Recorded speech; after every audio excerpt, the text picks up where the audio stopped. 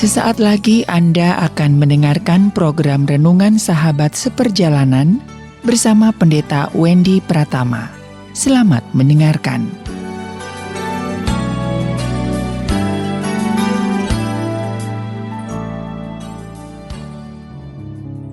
Selamat berjumpa kembali di dalam layanan audio Sahabat Seperjalanan. Hari ini adalah hari Sabtu 6 Februari 2021. Firman Tuhan terambil di dalam Keluaran pasal 14 ayat yang ke-10 sampai ke-11a dengan judul tema Yang Sulit Menjadi Mudah. Yang Sulit Menjadi Mudah. Demikian firman Tuhan. Ketika Firaun telah dekat, orang Israel menoleh, maka tampaklah orang Mesir bergerak menyusul mereka. Lalu sangat ketakutanlah orang Israel, mereka berseru kepada Tuhan, dan mereka berkata kepada Musa, "Apakah karena tidak ada kuburan di Mesir, maka engkau membawa kami untuk mati di padang gurun ini?" Mari kita berdoa. Bapa yang di dalam sorga, biarkan kami untuk terus belajar bahwa di dalam setiap kesulitan-kesulitan hidup ada kemudahan-kemudahan yang Tuhan sediakan. Sehingga sesulit apapun yang kami hadapi, semuanya itu dimudahkan karena kami tidak berjalan sendiri. Ada Allah yang menyertai kehidupan kami. Di dalam nama Tuhan Yesus kami berdoa. Amin. Sahabat seperjalanan yang dikasihi Tuhan, yang sulit menjadi mudah. Rasanya mungkin sahabat seperjalanan kurang setuju dengan judul ini. Karena keadaan yang sekarang terjadi justru terbalik. Yang mudah menjadi sulit. Bagaimana yang sulit itu menjadi mudah?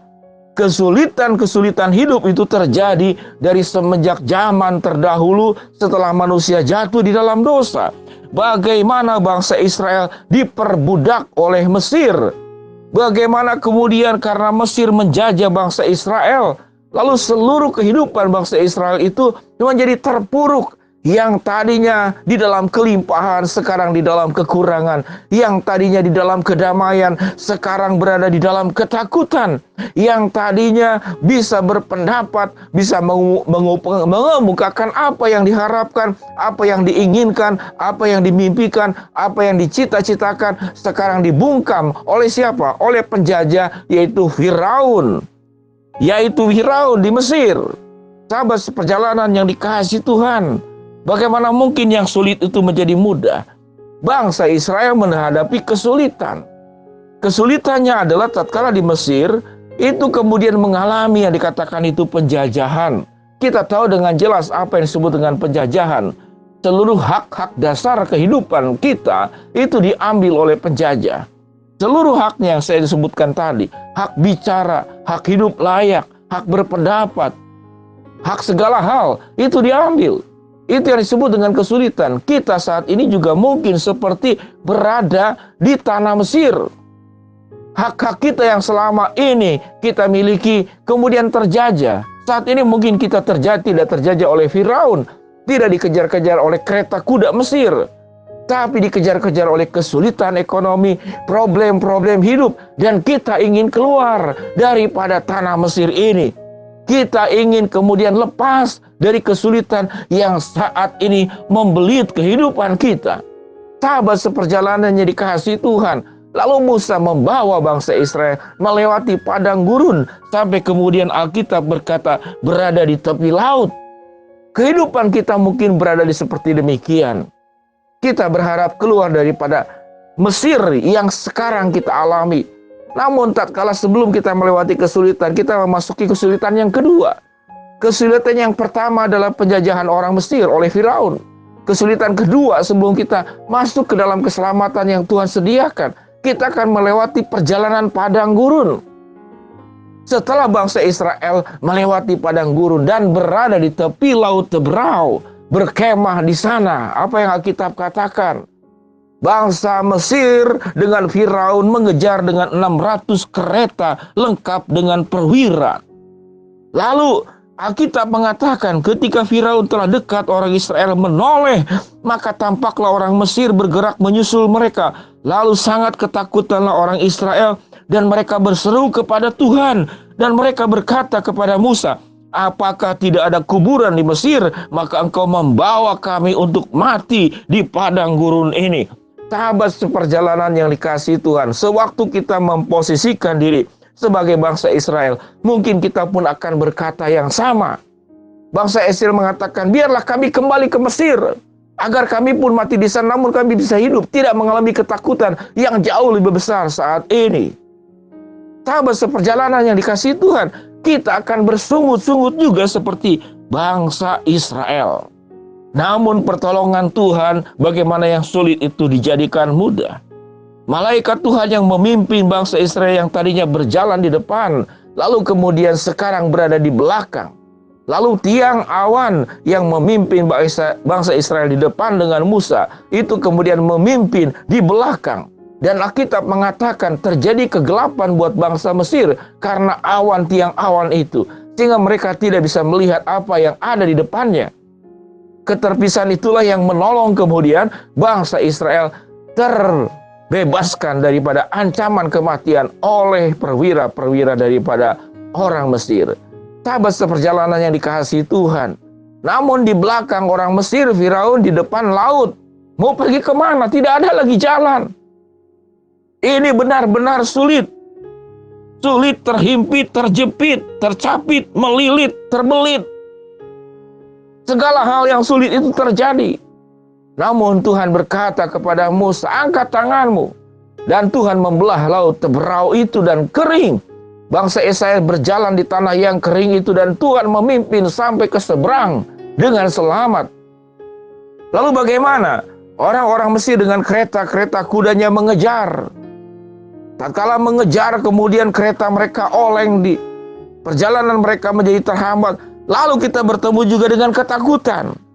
Yang tadinya awalnya orang Israel ketakutan melihat orang Mesir dan Firaun, sekarang orang Mesir yang ketakutan. Apa yang dikatakan oleh orang Mesir? Marilah kita lari meninggalkan orang Israel, sebab Tuhanlah yang berperang untuk mereka melawan Mesir. Sahabat seperjalanan yang dikasihi Tuhan, apa kesalahan dari ketakutan dua belah pihak ini? Pihak yang pertama adalah orang Israel ketakutan melihat orang Mesir. Lalu kemudian apa yang dilakukannya? Dia bersungut-sungut kepada Musa dan ingin kembali ke Mesir. Lalu apa ketakutan daripada orang Mesir? Ketakutan orang Mesir karena bagaimana? Karena Allah orang Israel itu membela Israel, lalu mereka ingin lari. Apa yang salah dalam ketakutannya? Dia takut kepada Allah, betul. Namun ketakutan bangsa Mesir itu tidak berubah dalam pertobatan. Jadi sesungguhnya dua-duanya tidak bertobat. Bangsa Israel tidak bertobat, sudah dipimpin oleh Tuhan. Bagaimana Mesir mengalami 10 tulah. Dari lalat pikat, dari nyamuk, dari anak sulung yang meninggal, dari hujan es, dari bara penyakit yang terjadi kepada begitu banyak binatang. Namun bangsa Israel tidak pernah bertobat kalau Allah itu menolong mereka. Dan orang Mesir juga tidak bertobat.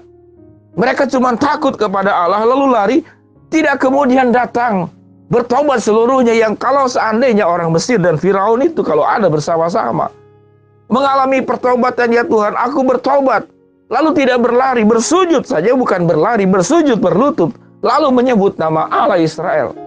Saya percaya di dalam kemurahan Allah, orang Mesir itu juga akan diselamatkan Tuhan kalau mengalami pertobatan. Bagaimana agar yang sulit ini bisa menjadi mudah? Kata kuncinya adalah alamilah pertobatan. Bukan pertolongan Allah yang tidak cukup untuk menolong kita. Bukan janji Tuhan yang kemudian diabaikan, tidak dipatepati, namun tidak mengalami pertobatan. Bagaimana supaya yang sulit ini menjadi mudah? Bertobatlah kepada Allah. Kalau Allah menolong, Allah menjaga, Allah membantu, itu sudah pasti. Jangan seperti orang Israel yang ketakutan lihat orang Mesir. Jangan juga seperti orang Mesir yang hanya takut kepada Allah namun tidak melakukan pertobatan. Mari kita berdoa. Bapa yang di dalam surga, hamba-Mu berdoa buat sahabat seperjalanan yang sedang sakit di rumah sakit maupun di rumah. Tuhan jamah, Tuhan sembuhkan. Buat sahabat seperjalanan yang sedang menghadapi kesulitan, tantangan, rintangan, dan masalah dalam kehidupan, Tuhan bukakan jalan. Buat sahabat seperjalanan yang sedang memohon, berharap sesuatu, Tuhan akan kabulkan sesuai dengan waktu, rencana, dan kehendak-Mu. Di dalam nama Tuhan Yesus kami berdoa. Amin. Shalom sahabat seperjalanan. Bagaimana yang sulit itu menjadi mudah? Lakukanlah pertobatan. Jangan melihat masalah, jangan lihat situasi. Bersujud di hadapan Allah, mengaku dosamu. Dan Tuhan akan menolongmu seperti Tuhan menolong bangsa Israel. Shalom, Tuhan memberkati kita semua. Amin.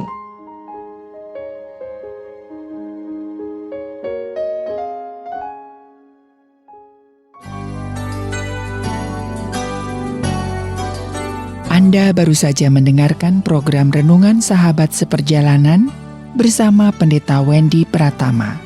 Terima kasih atas perhatian Anda. Tuhan Yesus memberkati.